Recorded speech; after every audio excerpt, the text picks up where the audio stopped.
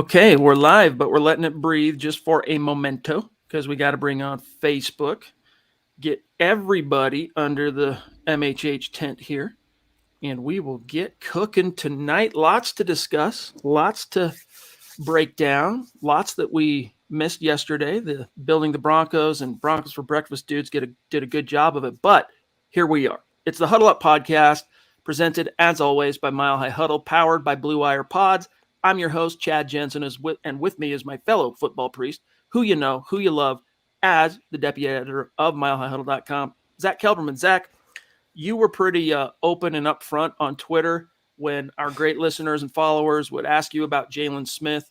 Yeah. He's since been scooped up by the Green Bay Packers, but explain to the listeners why that may have been a pretty solid bullet the Broncos may have dodged. Well, first of all, people were saying that he was he can even be at worst a depth piece for the Broncos defense.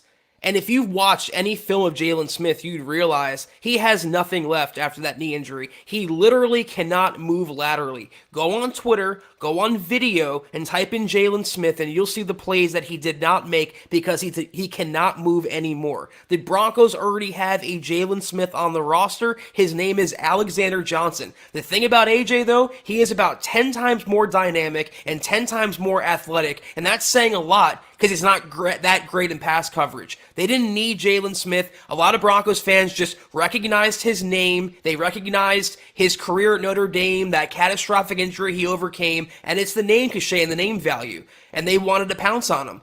When they picked up Avery Williamson, I think that was a pretty clear indication they were going to go after another linebacker. And why would you take those reps away from the younger players you have in Cernad, who's receiving invaluable starting experience right now, and also Baron Browning, who opened the season kind of behind the eight ball, but he has meteoric upside, Chad. I mean, that could be a future Pro Bowler in the making. So they didn't need Jalen. He was going to offer nothing they didn't already have and nothing they needed. They don't need leadership at that position. They have that in AJ. They don't need a run stopper. They have that in AJ. They needed what they have, which is the youth movement, which is getting the younger players involved. I like the Williamson pickup, if only because what's his forte? Pass coverage. It's the one thing they can't do collectively just yet, Sternad included. So I like that pickup, very low cost, high reward signing potentially, but Jalen Smith, he would have given the Broncos nothing. That guy is shot. I think one of the ways you explained it that probably makes the most sense to people is the fact that why do you want Jalen Smith when you have Alexander Johnson? And you're not just talking about, and I'll say I'm including myself on this, we're not just talking about you already have a starting linebacker or a veteran linebacker. They're very similar in terms of their play style, productivity, difference being much less wear and tear on Alexander Johnson. And Johnson has been playing at a pretty high level. Similar guys in terms of run fit, big, strong, long guys. Not the best in coverage, but you already have that in Alexander Johnson. So if you're going to go out and try and find a linebacker with some veteran experience and wherewithal, you want to check a box that you currently don't have right now as far as veteran experience is concerned, and that's a guy with a little speed. When Avery Williamson entered the league, he was clocked at a 4.66 40, which, it's not like blow your socks off fast, but for a linebacker, Zach, that's fast. And so it's going to take a little time to get Williamson up to speed, obviously, but as a veteran, probably not as long as you might think. He's on the practice squad currently, but he's only going to be there a short time, I can promise you. This is a guy that is like, if you play 16, you're getting 100-plus tackles, period, end of story. Like even last year when he was playing for two different teams, Zach, he still ended up clocking over 100 tackles for the season, and he spent about half and half with those two teams. So I'm actually really geeked up about the possibility of Avery Williamson being something in Denver. I know he's been languishing. He's been kind of sitting around for a while, but he's in shape. You got to get into football shape, though, Zach, and I think that's going to be the biggest buffering time that it's going to take before fans read the headline, Broncos sign Avery Williamson, and then finally see him on the field. I'm not going to – there's a follower I have and a viewer, a longtime viewer of the podcast. I'm not going to put him on blast, but he kind of debated with me on Twitter the merit of signing Jalen Smith, the fact that he's receiving more snaps, the fact that he graded out so far as the number 11 overall linebacker, according to PFF, with an overall grade, by the way, of 69.5. It's all relative. And this follower also cited Jaylon once running a 4.4. He's not running anywhere near a 4.4 any longer, and the only reason he's seeing increased snaps is because the Cowboys lost their starting linebacker to the CV list. I still don't want to say the word. So that's the only reason they had to play him. And when they got the linebacker back, Keanu Neal from the CV list, which was today, coincidentally or not, Chad, they decided to release Jalen Smith finally. So he's an older player. I know he's 26, but he might as well be 36 in terms of football years and wear and tear on his tires. Williamson, I think, is a higher upside signing, a practice squad guy. No skin off the Broncos' nose if it doesn't work out. He doesn't perform well, you cut him. But at least what he brings to the table is something the Broncos don't already have. What Jalen Smith would have brought, or lack thereof, the Broncos already have in spades. And you probably would have had to have paid him decent. I mean, I don't know if the details yet have come out on what he's agreed to with the Packers, but I promise you it's more than what Avery Williamson was able to get from the Broncos signing to the practice squad. So we'll continue to talk about this real quick before we get to some matters of business. Zach, let's grab Christian's super chat because he's been waiting like a patient boy, and we want to reward that. Good things come to those who wait. Christian wants to know, and thank you for that super chat, my friend. He says, does Dalton Risner not fit Mike Munchak's blocking scheme after all? Zach, this is interesting because it's important to remember that Dalton Risner, despite being kind of an Iron Man the first 2 years he was with the Broncos, started all 32 games. He was drafted to a Mike Munchak regime, right? So Mike Munchak was here. He was hired after he, came basically runner-up to Vic Fangio for the head coach job. He decided to stick around because he's got grandkids in the area. That was part of the allure for putting his hat in the ring for the Broncos job. Fangio kept him as an O-line coach, and what a get that was, ostensibly, because Munchak is viewed as one of the top 2 or 3 O-line coaches in the league. Dalton Risner, though, Zach, was a career right tackle at Kansas State. They liked him as an interior guy. Fine, whatever. You trust the expertise, I guess, of Mike Munchak. It hasn't come out in the wash. Each year, Risner has flashed here and there, but that consistency component that you're looking for as far as play on the field has been absent. And this year he has shown, there's no way around it. Just got to say it. Alarming signs of regression. And I know, look, I'm not going to try and bill myself to you guys as some kind of trench expert. I'm not. I don't pretend to be that. Okay. Eric Trickle, though, I trust what he says, all the film study he does, all that he knows about football in the trenches. Zach, he is straight up about this. If you guys have been watching his and reading his film breakdowns of the Broncos O-line through this first quarter of the season, he's like, look, Risner just isn't a fit for Munchak. There's really no other explanation at this point. It very well could be, but it's not just Risner that's underperforming, especially lately. The entire interior offensive line, including Cushenberry, including Glasgow, and even Bobby Massey was whipped for a sack last week, and Garrett Bowles had his worst game in probably 2 seasons. He looks like he's regressing just a little bit after getting that big contract. So I'm not going to say it's a coaching issue with Munchak. Obviously, I think he's demonstrated to be one of the best guys, if not the best OL coach in the league. It could be a talent issue with Risner. It might just not be an ideal fit at left guard. You wonder maybe at right guard, would he be better? Would that not make much of a difference? Is he not a guard? Is he a center? Is he a tackle? All these questions we're still wondering about him, and that's the frustrating part. Because after 2019, Broncos country thought they had a long-time linchpin at left guard in Dalton Risner, and he fit the bill with his play, with his personality, and he's taken a couple steps back. But in his defense, a lot of players have taken steps back on the offensive line, which is disturbing. Munchak's shining success story, like if he would have retired at the end of last year, as far as his 2-year tenure in Denver, would have been Garrett Bowles turning the corner, right? And I think Munchak deserves a lot of credit for that. And oddly enough, I think Dalton Risner actually deserves some of the credit. I mean, most of it goes to Bowles, as it should. He's the one that put in the effort and the work and, got the live bullet experience to really turn the corner. But Dalton Risner, man, really helped keep this dude from the brink of despair for a long time. From the time he was a rookie, in fact, Zach, if you can remember in 2019, a lot of Dalton's pressers, he'd get asked about the struggling Bowles and all that because that's who he's playing next to. You got a first round pick and a second round pick playing right next to each other. And after, a couple weeks into the season, he started talking and he would just say, hey, look, I know it's weird because I'm the rookie and I'm kind of the younger guy relative to Garrett, but like, I feel like I've kind of taken on a big brother role to him.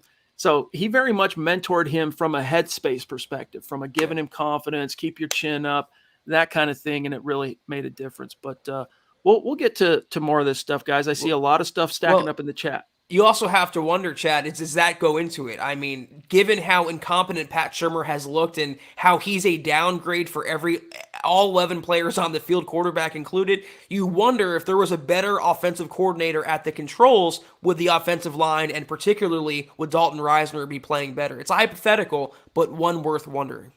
Now, this question about, well, is it Mike Munchak's scheme? Is it Shurmur's scheme? I don't know. I'm not 100% sure, but usually, like if you go back to the Mike Shanahan era and Alex Gibbs, Mike Shanahan's offense, actually, let me put it this way. Mike Shanahan wove the Alex Gibbs blocking scheme into his offense. So I would assume it's the same way. Whatever your guy's comfortable with, that's probably what you're rolling with, especially if it's Mike Munchak and you're Pat Shurmur. You know what I just thought of, though? I mean, coinciding with Drew Lock going 4-1 in 2019 and also Dalton Risner playing his best ball to date so far in 2019, different coordinator, which was Rich Scangarello. So it's, again, you wonder how much Pat Shurmur indirectly or directly is holding back some of these players on offense. We'll grab that super chat 1 second here, guys. Before we get too much farther into tonight's show, some quick matters of business. Just want to give everyone an update on where we stand 6 days into the month of October on this month's goal on Facebook. Once again, 250K stars.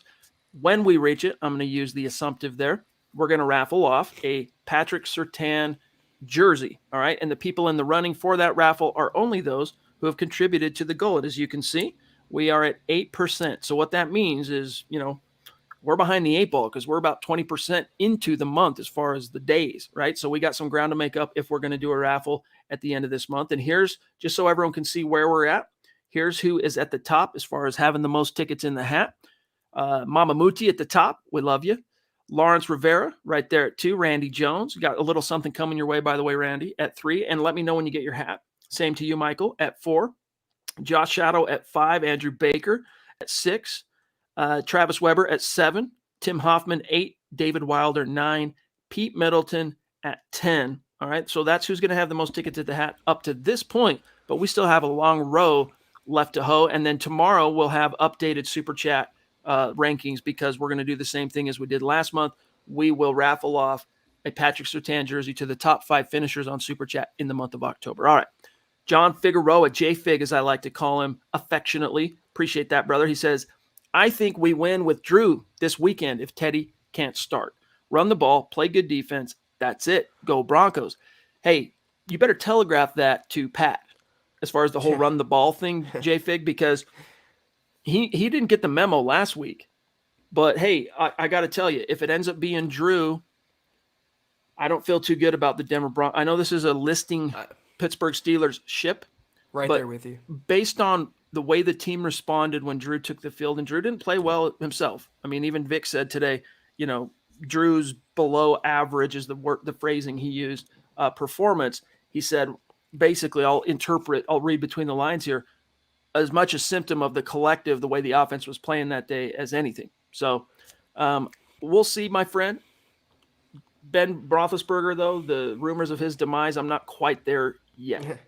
I think I am, but about Pat Shurmur, I mean, even if he got the memo, would it make a difference? I mean, you can scream in his face. You have to run the ball. You have 2 really good running backs and an erratic quarterback. I don't think he'd still do it. He didn't last week. 5 rushing attempts in the second half. Enough said on that. I'm right there with you, though. I think Teddy Bridgewater playing in this game, the Broncos win, and maybe fairly handily. Steelers still have a good defense, but I do not like or I am confident at all in that Ben Roethlisberger-led offense. He is more of a statue than Joe Flacco ever was. I mean, you can just walk around the offensive line. You can get to him. So this could be a huge game for Von Miller, a huge game for the front 7. I have no concerns with the Denver defense. It's the Denver offense. And I still think they could win with Locke, but they'd have to hide him a lot. They'd have to mask his deficiencies. And I don't trust Pat Shurmur to do that either, unless they get two huge rushing efforts by Javonte Williams and Melvin Gordon, who didn't practice today because he's a little beat up. Tough position for the Broncos to be in. It's looking like Teddy could practice on a limited basis in the very near future, and him even having, I think, one limited practice and then gaining that independent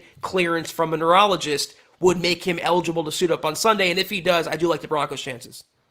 Michaela, pardon me, Michaela, the Duchess jumping in. Frog in my throat. Pardon me 1 second. There we go. Good to see you. Love you. Appreciate you. Still rocking the hat in the profile pic like a boss. She's congratulating Jay on having a new baby. Hashtag collection for new baby Bronco gear. Well, Jay, congrats, dude. That is awesome. That's awesome, my friend. There's nothing like it being a new dad. Just had one myself in May. Theodore Jensen. So congrats, bro. HuddleUpPod.com. Get your Broncos onesie now. There is one there. Yep, there is. And Travis Weber jumping in. Good to see you as well, my friend. Appreciate the stars, all your support. Really do. And let me know when you get your hat. It should be there by now, I would think. If not, sometime this week, it should be there. He says, I've seen Ronald Darby is off the injured reserve and Teddy is at least attending meetings, which is a good sign. Is Jerry Jeudy really going to come back sooner than expected? And what is the word on Risner in Glasgow? Well, basically what Fangio said today about Jeudy is that his initial timetable, Zach, 6 to 8 weeks. And he said so far, especially the last week or so, Jeudy has made up a lot of ground in his rehab. And so it's looking like I was waiting for him to say, so, we might be able to get him back here in the next couple of weeks. But instead, what he said was he's looking like it's going to be closer to the 6 as opposed to the 8. So if we put that in a literal real-time frame, he was injured in week 1, right? It was week 1. Yeah, week 7. So you might get him week 8 is what I would say is your best case scenario, because week 2, 1, week 3, 4, 5, 6, 7, there's your 6, and then week 8. It would be the very soonest you could circle him. Based on the way Fangio was talking, it could be week 7, but I think they would, defer to the side of caution and hold him out one more week. He's looking pretty good. Risner, I saw he gave some interview where he, declared he'll be back on the field. Glasgow still seems a little further away, but I do think they'll have Risner. I didn't see the other player that they were asking about in terms of injuries. Glasgow. And Teddy, Teddy's attending meetings, and Vic Fangio said he's still going through the concussion protocol, which is a multi-stage, multi-pronged process. He has to have independent clearance from a neurologist to suit up on Sunday, but he's attending meetings, and Fangio cracked the door for him to practice on a limited basis, probably Friday. And if he does that, it's looking good for his status. And by the way, Darby, it's no guarantee he's returning to the field this week. In fact, as he, to quote Fangio, he said, we'll see. There are a lot of moving parts there. 1, is Darby ready to play? And 2, Patrick Surtain's health. It's really too early to give you an answer in terms of Ronald Darby playing for sure and what role that would give Patrick Surtain if indeed he's healthy enough to contribute. Howie frickin' Day, what's good, buddy? Good to see you. Have you got your jersey yet? If so, let us know. He says, do you guys think the coaching staff will make it through the season? And do you think they deserve to? If they get fired, who would you pick to replace them? So my thing on this, Zach, and then I'm going to serve it over to you, is we said from the beginning this year that, this is it for Fangio. This is the, like General Custer. This is his last stand. Hopefully, he's a little bit more successful in his last stand. But if he's not, this is it. Now, will he be fired in season? I don't know if George Payton's really that guy. I think he'll probably ride it out, make him a Black Monday casualty, etc. Okay, good to know. I'll check that tracking number. I sent you the tracking number, right, Howie? I'll double check that after the show. But either way, on Fangio, Zach, look, fans were riding high, 3-0. You took a step back, losing to a high quality playoff team, and now fans are going, when is Fangio getting fired? And I'm not trying to make light of your concerns, Howie, because we're concerned too. Trust. But it's just too soon to start knee-jerking, saying, get Fangio out of there. We got to see how and if they can rebound from that step back. Yeah, but you wonder, was the 3-0 start a mirage, or is the last week's loss a mirage? I think one Right. of those two is. And if Fangio keeps proving himself to be the head coach of his caliber, which is not that great, he's going to get his walking papers on Black Monday. To answer the question more directly, it would take a catastrophic Urban Meyer like disaster in Denver for Fangio to be fired in season. I think ultimately George Payton professes patience.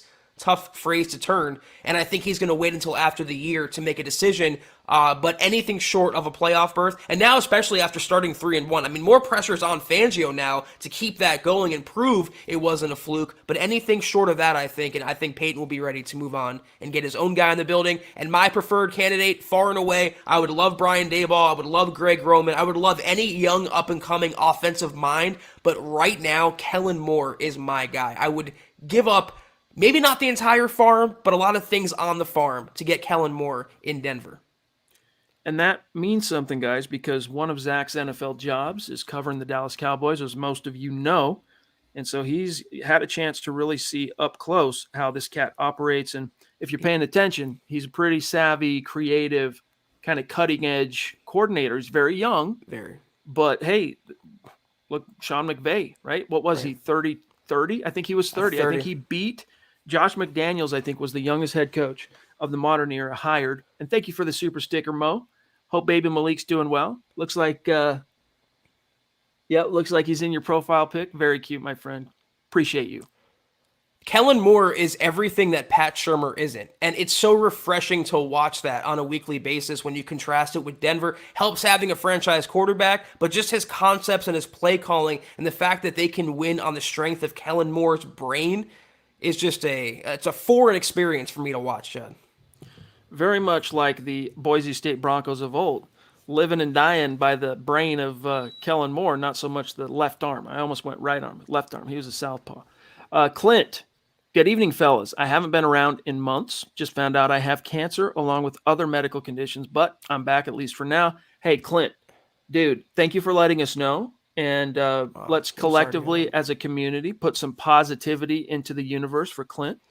Thoughts, prayers. People talk about that like, if you're ever on Twitter and a tragedy happens and people start tweeting thoughts and prayers, the immediate backlash is, like that's going to do anything. Let me tell you something. It is. Works.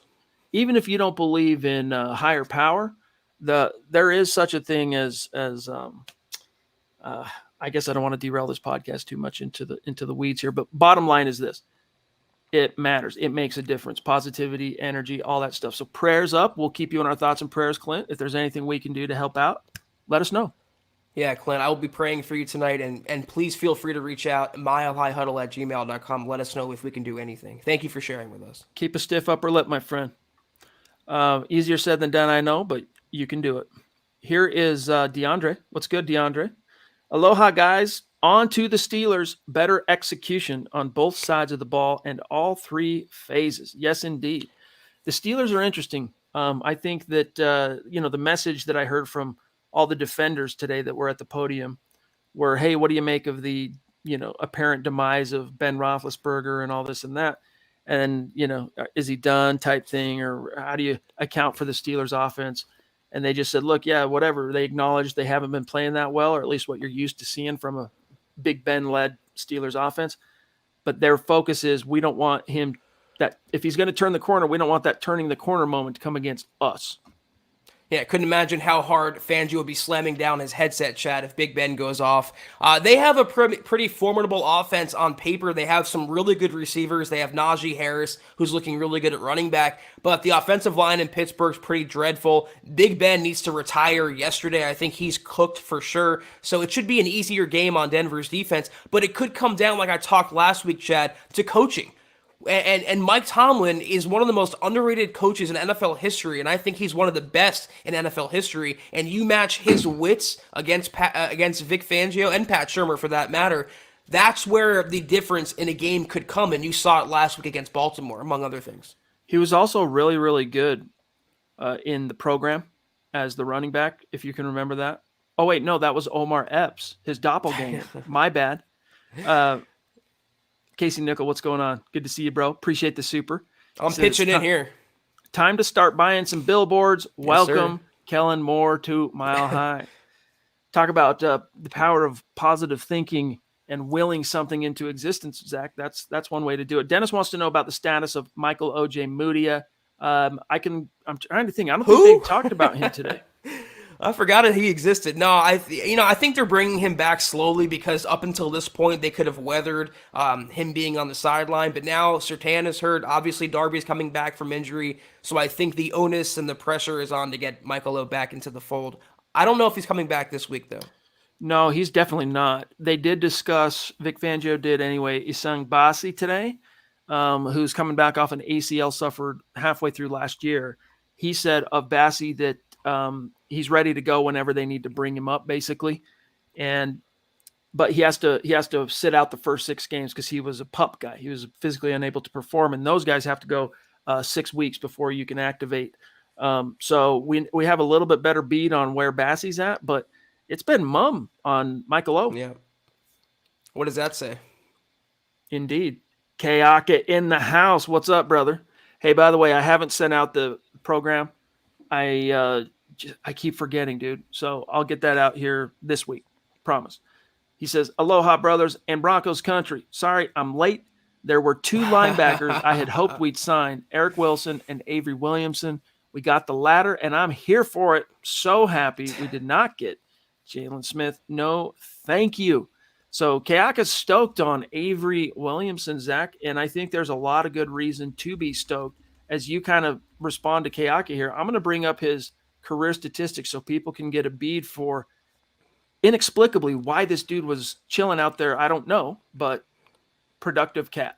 Well, this reminded me of the drum I was beating the entire offseason. Today would be a great day to sign Eric Wilson. That was one of my top offseason targets. Unfortunately, Philadelphia got to him, and I was watching the highlights from the Eagles game last week, and sure enough, he came up with a turnover. The guy is just incredible in that aspect. But I'm right there with you on Williamson. I believe in the past I advocated for the Broncos to sniff around him, if only because, again, his prowess in pass coverage. It's the one thing the Broncos have lacked since Danny Trevathan at inside linebacker. They tried everything and everyone to combat that Achilles heel, and nothing has worked. So even on a limited basis, even on a bit role type contributor status of Avery Williamson, get him in on passing downs. If he can disrupt one tight end pass, one running back pass, make a difference on 1 3rd down, it's worth it for me. So he entered the league in 2014 as a mid-round pick out of Kentucky with the Tennessee Titans, and he was a starter as a rookie, but 2015 was the year he was a starter from the drop. And I mean, if you look at this, all right, even as a rookie, he gave the Titans 78 tackles and 3 sacks, multiple passes defensed, breaking them up, multiple QB hits, tackles for loss, and all that. But look at this from 15 through, I'm just going to say all the way through till the present. All right. In 2015, 102 tackles, 16, 104 tackles, 17, 92 tackles. And then he leaves Tennessee. He's an unrestricted free agent. The Jets pay him something like 3 years, $22 million, I think, something like that. And he goes on to produce what I think was a Pro Bowl year. He got snubbed, 120 tackles, 3 sacks, Zach. And then look at this, 6 tackles for a loss, 4 QB hits. It keeps coming. A fumble recovery, 2 forced fumbles, 6 pass breakups, and a pick. This dude then was he got injured in 2019, if I remember right. Yeah, he tore his ACL 2019 before the season started in the preseason. And then last year, he played for the Jets and the Steelers. And look, he still totaled, in 15 games, he totaled north of 100 tackles. This dude is legit. Ironic or not, the Broncos would sign a former Steelers linebacker days before they play Pittsburgh. But, you're getting this guy on your practice squad. All that experience, all that production, and what a deal for Denver. You don't have to thrust him into a starting role. If Cernad falls on his face or continues to, then you have Williamson that can come in and not only provide starters experience, but again, he's adept at guarding the pass. So maybe as the counterpart to AJ, who's more of a run defender, maybe Williamson could be the guy, Chad. I'm really excited about him, if you guys couldn't tell. Like, he's really intriguing to me. Quick shout out to the great star senders of ours on Facebook today. This is how the board is shaken out for the rankings on this stream. Howie Frickin' Day at the top. Josh Hoyle, really appreciate that, Josh. Andrew Baker right there, very consistent as Andrew, and Gary Leach Palmer and Colby, so consistent. Also Michael and Travis Weber. This is the gangs all here almost on Facebook. So thanks to each and every one of you. We are keeping an eye out, of course, for any of your comments, questions, topics in the chat. And Zach, before I forget, we have something else to give away tonight. We have a little announcement. We did our random selection for the Apple Podcast giveaway for the month of September. If you guys are scratching your heads, wondering, wait, what's this about? Well, if you can recall, we are raffling off. We kind of went off this for a while, but we're coming back to it. Some swag, all right, some MHH swag to those who leave a 5-star review on the Huddle Up Podcast on Apple Podcasts, all right? So the winner, randomly selected, I'll show you guys here so you can get an eyeball. I don't know who this is. Some of the screen names, we could tell who it was, like Albert, Michaela. Love you guys. Thank you for getting in there and giving us the 5 stars and taking our call to action. But Y.O. Colby, not sure for exactly who you are. Maybe it's Colby C. Collier. I don't know. But he says, with his 5-star review, appreciate you, the number 1 Broncos podcast, Chad and Zach, put on a great pod. They actually care about all their listeners and are very knowledgeable, make it fun to participate. They do giveaways and even a meet and greet at a game this year. So here's what you do, Y.O. Colby. Thank you for that very generous 5-star rating. Send us an email, milehighhuddle@gmail.com. We will need to know your T-shirt size and your shipping address, and we will get out a little something for you. So thank you. And we're doing that again, guys, in the month of October. Right. So even if you enjoy this pod live with us on Facebook or YouTube or Twitch or Twitter, whatever, if you're an Apple user, just pop on real quick on Apple Pods, find us, Huddle Up Podcast, give us a 5-star review. That'll automatically enter you into this month's giveaway, and, of course, helps your football priest and all the podcasts for what it's worth. It helps us, helps building the Broncos, Broncos for Breakfast, Dove Valley Deep Divers, and Mile High Insiders. Yeah, Colby, congratulations on that. Thank you for the great review. And, guys, it takes literally 2 seconds on Apple Podcasts to leave a review and enter for your chance to win some swag. We want to give it away, and we appreciate your generosity with the reviews. Okay, let me take a look here at something. I want to see. I saw one here that I am having a hard time finding now. Sometimes I have it chilling in the chat, Zach, and then if I click off the tab and come back, it's moved. Michael, appreciate you, bro. You the man. Let us know when you get your swag, okay? And your jersey, it's on the way, but it'll take a little time to get to you. So just keep that in mind. Where did it go, man? Let's just grab this and then I'll find it. Bronco Fan 99 wants to know on YouTube, can the Broncos O-line handle the pass rush of Pittsburgh? This is a genuine, legit, bona fide threat, because the last time the Broncos went to Pittsburgh, it was Bud Dupree, but Watt was in on that a little bit too, but still, they didn't come out of that game with their starting quarterback healthy, right? Drew Lock suffered that injured shoulder, and it really was the turning point of the season. We talk about that Garrett Bowles being put on skates thing against the Ravens as the turning point in that game. Well, that was the turning point in the season. I still have a little PTSD on that Steelers pass rush. Zach, how do you think they're going to be able to handle that? Isn't that the game that Cortland Sutton went down too? So, this is a PTSD game. Imagine if Cortland Sutton starts with Drew Lock and they end up, torching the Steelers defense. That would be very, very ironic. But the thing about the Pittsburgh's pass rush, it's not just the defensive line, it's the linebackers. They also have Devin Bush, who's a missile in the front seven. He's a missile near the line of scrimmage. They have to really game plan to counteract that pass rush. 3-step drops, quick hitters, getting the ball in the playmaker's hands. But again, the question always remains, can Pat Shurmur do just that? We don't know. It's a question for the sages and prophets throughout time. All right, and probably hindsight is the only way we're going to know the answer for sure. But Andrew Baker, appreciate you, bro. He says, let's rally against the Steelers and send out vibes to the universe. That's right, my friend. Travis says, I was at the Ravens game. It was confusing as to why they went away from the run. It also seemed like our offense quit when Teddy got hurt. Absolutely. That was palpable whether you were in the stadium, Zach, or watching on TV.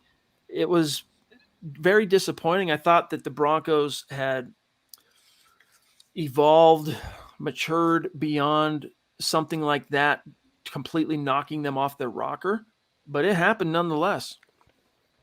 Yeah, it's definitely interesting for sure. Black Knight wants to know what's the rumor with the new QB signing? It's not really a rumor. Vic Fangio was asked, Zach, I'll let you break this down, but Vic Fangio was asked, hey, would you look at signing a quarterback being that you don't know if you're going to have Teddy this week? Drew, Rippin, are you looking outside the building? You had the story for us, and that's probably what Jeremy's talking about here. He said, we'll see. This was Monday, so he said, we'll see Wednesday where Teddy's at. They're not going to sign another quarterback. They promoted Brett Rippon to the 53, so technically they have 3 guys. If Teddy sits out, which it's looking like it's a coin flip right now, they still have Locke and Rippon. And if something were to happen, obviously, to one of them, then they would sign a quarterback. But right now, they're not making any moves there. I think they're hoping and banking on Teddy playing on Sunday and Locke and going back to his backup role. Ed Keating, what's up, buddy? He says, I just got my Williams jersey, Pookie, Javante. This coaching staff needs to go now. Thanks, Chad and Zach. Hey, congrats on your jersey. I still think, all due respect, jumping the gun a little bit, don't freak out yet. Look, Zach and I have been Pat Shurmur skeptics since about this time last year. Zach even predating that. I was a little bit more rose-colored when they signed Pat, or hired, I should say, Pat, after they had fired Rich Scangarello. But we've questioned the whole Pat Shurmur thing now for a long time. I would love, Zach, to see how Mike Shula, who, I mean, if you ask me, look, Pat Shurmur has more administrative coaching experience NFL-wise because he's been a head coach twice. He's been a coordinator at multiple stops. But Zach, Michaela's saying I got my hoodie. Love it. Awesome. Cool. That's really good. Send us a selfie with the hat too. All right, we'll put it on Instagram. But anyway, Zach, Mike Shula, though, this guy is the brainchild, let's not forget, of the Cam Newton Carolina Panthers offense that took the NFL by storm in 2015, leading to MVP award for Cam. And I'd like to see him do something. I think that's a nice little ace in the hole that Fangio has. Like if a head has to roll, if there needs to be a scapegoat to buy him, a little window of time in season while you still have some playoff hopes alive or whatever, you've got a guy waiting in the wings. But something tells me, Zach, Fangio, if you've gone this far with Tom McMahon, you've gone this far with Shurmur, you're probably going to let them, you're going to go down with the ship, so to speak. I'd prefer to see Theo over Pat Shurmur as OC at this point, honestly. But at least with Mike Shula, he understands the way the wind is blowing in the NFL. I mean, if he can adapt his offense, even 2015, that was the new age. That's the pass-first offense. Back then with Cam Newton, he understands that. He's younger than Pat Shurmur. I think he's more in tune to the modern-day NFL, whereas Pat Shurmur is stuck in the old analog mode with the old bunny ears TVs. That's just the type of mentality he brings to the Broncos offense. It's old, it's stale, he doesn't adjust. It's like watching a relic of football past, and they don't need that. They need football future, and at least, hopefully, if given the chance, Mike Shula would offer that. Just an intriguing notion, if they never get a chance to see what he can do, I'm always going to wonder. Positivity going out to Clint from the community. I'm seeing it all up and down the chat. So that's what we're talking about, Clint. And that's why I said I'm glad you told us, because you have people that can be pulling for you and putting that positive energy out into the universe, or on, if you're spiritual, praying right to the man upstairs. Sydney, why are the Broncos collecting all these guys on the practice squad but not playing them? I'd have to know for sure who you're talking about, because the Broncos have promoted, or elevated is the word they use now, 2 guys to the active roster from the practice squad each week on game day, as is their prerogative. So I'm not sure exactly who you're speaking to on that, Sydney. They've used everyone from Austin Schlottman to the running back Crockett to, I'm trying to remember who it was the previous weeks, but either way, guys are getting used.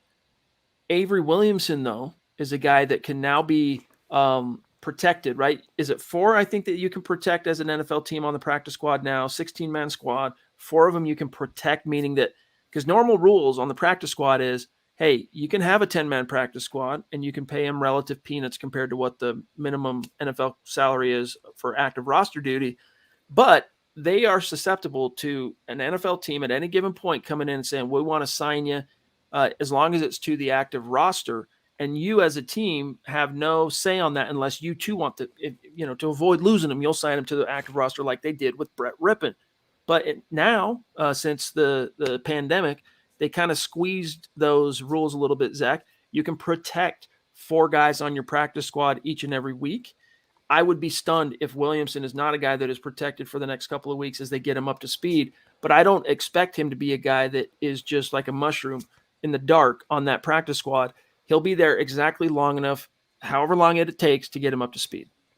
David Moore was another one. And it just seems like as soon as the Broncos get a player there, they're promoting him. So I'm not sure either what player you're referring to. But ideally, the practice squad is a reserve. That's your reserve guys. That's your bench, so to speak. That if disaster strikes or if you need a player due to ineffectiveness, injury, whatever, you can promote that guy. You don't want to pull from that pool too often. That's why you narrow down the 53 and determine the 53 best players. But it's good to have, again, an inside linebacker with that much starting experience and that level of competency, at least in what he brings to the table on the practice squad, available for the taking if Sternad doesn't work out, if Baron Browning is still not up to snuff in Fangio's scheme. It's a good insurance policy to have. Jordan on YouTube says, I know Melvin Gordon has been running well, but after Javonte carried 2 guys on his back for 20 yards, I'd love to see him as the bell cow. Well, let me tell you, Jordan, you're going to get your wish. It's just probably not going to be, well, I shouldn't say probably. It wouldn't surprise me if he gets that opportunity in 2021, but only if something, knock on wood, befalls Melvin Gordon on the health front. But in 2022, it's his backfield. That's it. Like, he's the man. But guys, as much as we have, I guess at times we've made fun of Melvin Gordon with the Merlot thing, and we never liked that contract. But it is important to understand he's a very accomplished, he's a very good NFL back in all 3 facets of what it takes to have staying power at the position in this league. So don't sleep on him, dude. He's going to get his opportunities as well. And Zach, they just need that interior trio especially to really start stepping up. And you know what?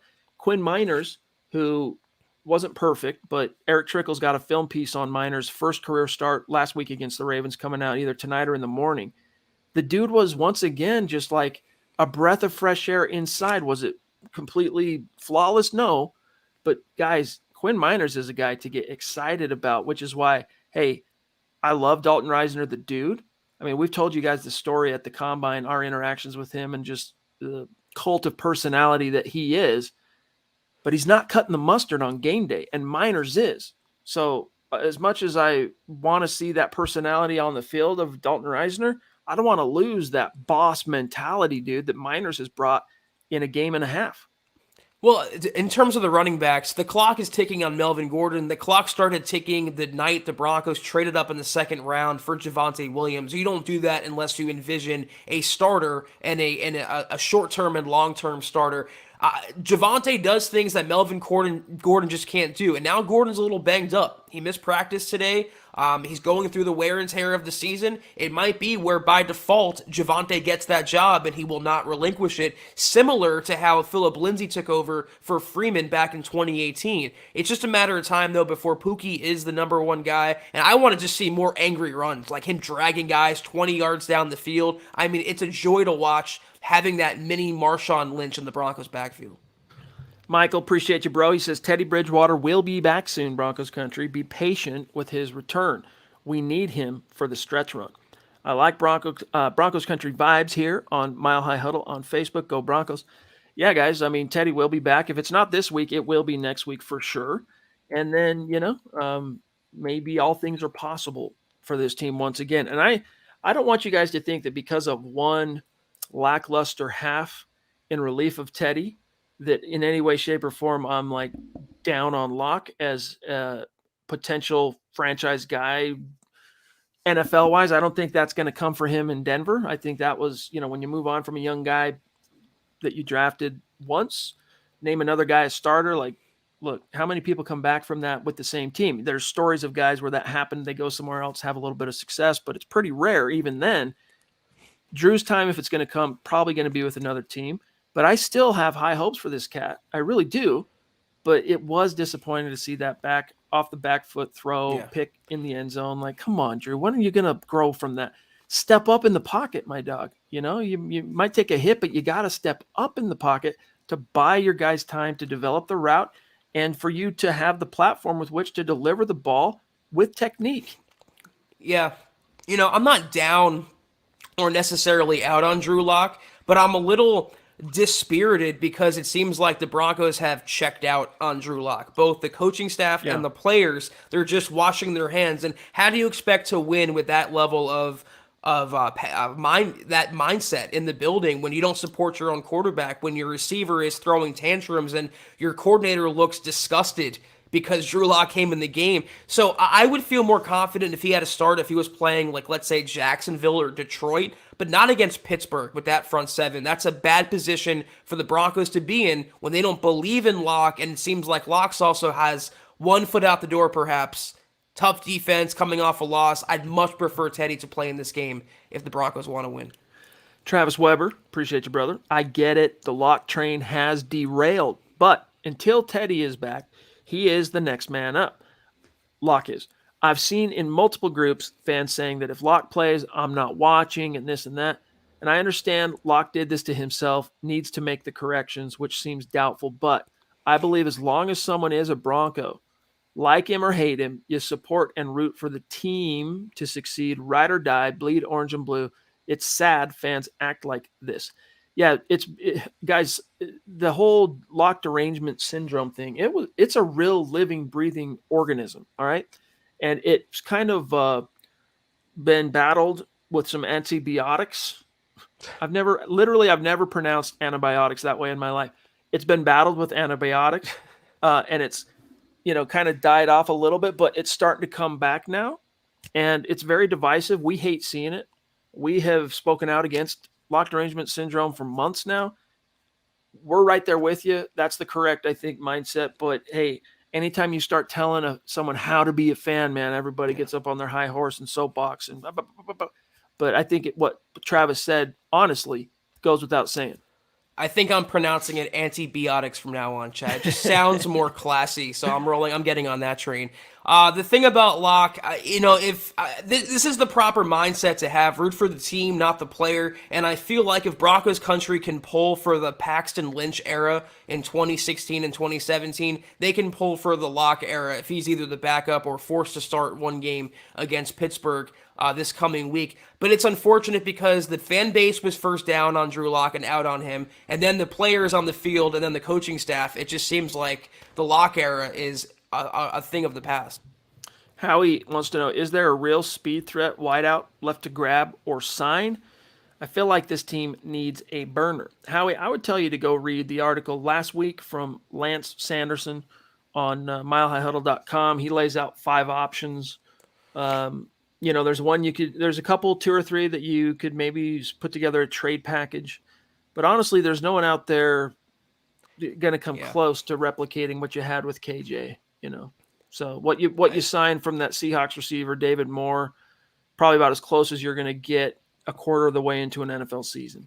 Yeah, I'm going to trade for a guy so Pat Shurmur doesn't use him. I mean, it just makes no sense at all. They have 2 really good receivers in Sutton and Tim Patrick's. They have Jerry Jeudy coming back fairly soon. They still have Noah Fant and Alberto. They have 2 good running backs, and they picked up David Moore to fill that speed gap. But if they don't use him, it doesn't matter anyway. I did see that Anthony Miller was cut by Houston today, and he has Chicago ties to Vic Fangio. He's not much of a burner. He has hands issues, but that's one name that's been floating in Broncos country, at least today.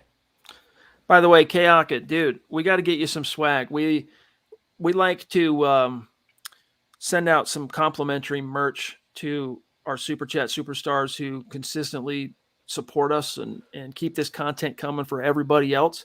And Kayaka, you've been one of the greats, man. And I'm trying to think back now. Oh, no, we didn't send you with anything because my merch shipment which featured shirts like this and others that you see me wearing now, didn't arrive on time. So all I had was the posters and a few little odds and ends.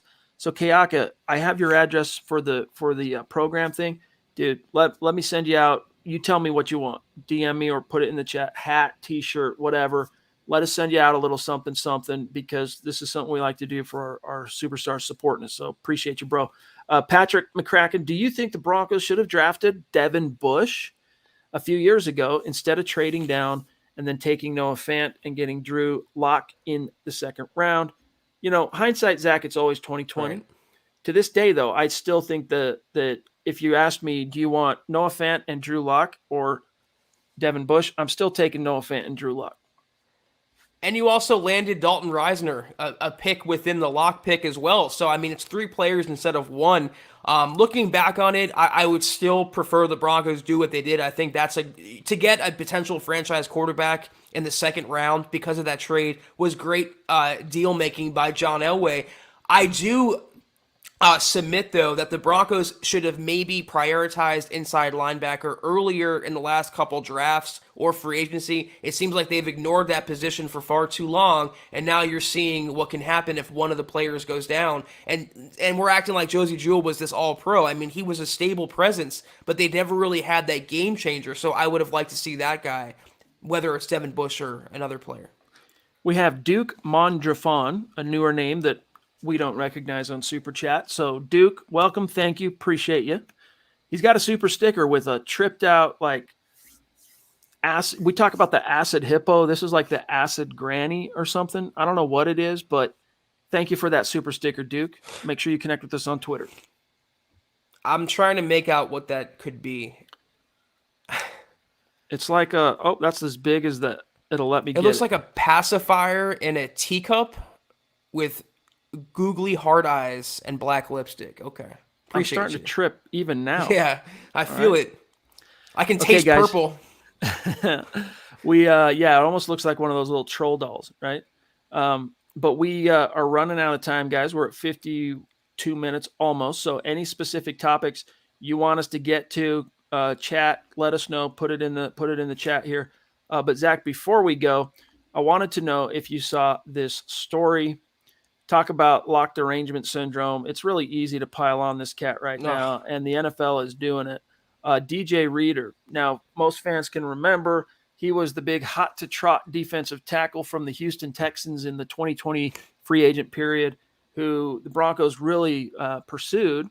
Fortunately, they let the Bengals pay him whatever it was, north of $13 million a year, if I'm not mistaken. But the Broncos were the runner-up. And I don't know why he decided to tell the story now, Zach, right.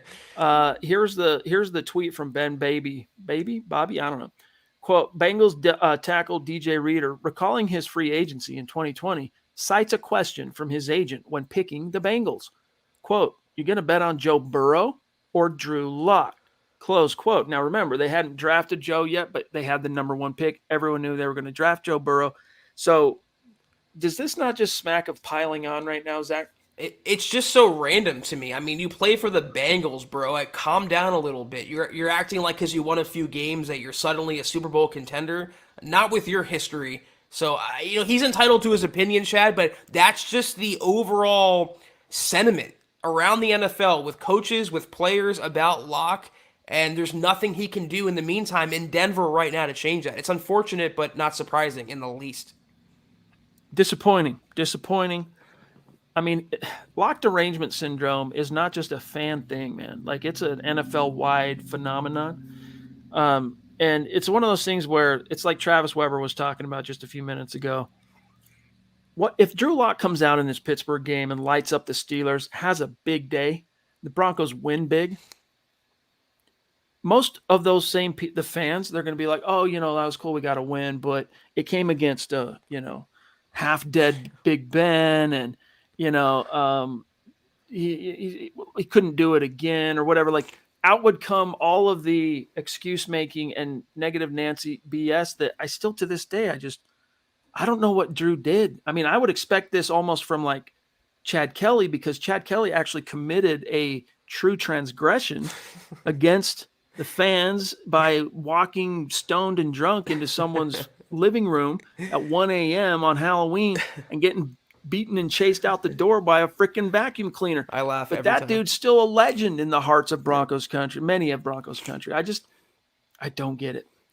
I don't understand it either, Chad, and you're exactly right. I mean, Drew Lock can come out, the Broncos can win, 45-0. Drew Lock can have 5 touchdown passes, and they would still find a way to downplay it, disparage it, and excuse it away. And if any other quarterback, including Bridgewater, did half of that, they'd be building him up as the ultimate upgrade on Drew Lock. It's just, that's how it's going to be, though, until Locke gets to change the scenery. He needs that desperately. His future is not in Denver, and I hope, for at least for his sake, he can carve out a better reputation elsewhere. We got before we hit the door and get on out of here, we got another super sticker, this time from Nathan Letuala. Letuala, is that how you say it, Nathan? But either way, appreciate you, bro. We have so many great, not just listeners, but like supporters and community mavens from Hawaii.